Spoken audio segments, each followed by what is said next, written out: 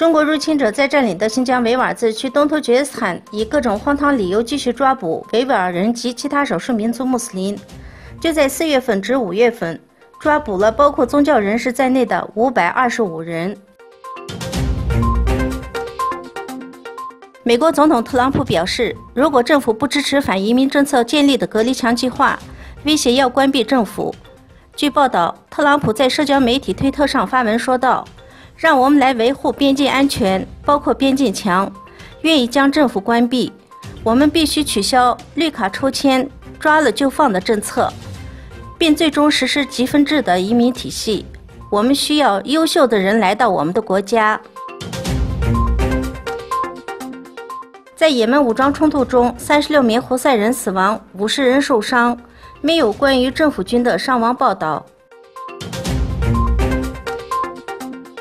美国总统特朗普5月份宣布退出伊核协议后，伊朗的制造商、波斯地毯出口商和店主难以用美元进行进口所需供应的交易。外国公司正在缩减合同，制裁的威胁吓跑了外资金融机构。由于伊朗货币的疲软，今年与美元相比贬值了50%。制裁分2个阶段实施，首先是8月6日，针对伊朗的黄金和贵金属贸易、里亚尔和伊朗汽车行业的交易；其次11月4日，针对伊朗托运人、石油交易以及外国金融机构与伊朗央行的交易，一系列更广泛的措施开始生效。武装人员袭击了卡麦隆西部地区的监狱，据报道，有163名囚犯越狱逃脱。最近，卡麦隆的安全形势非常严峻，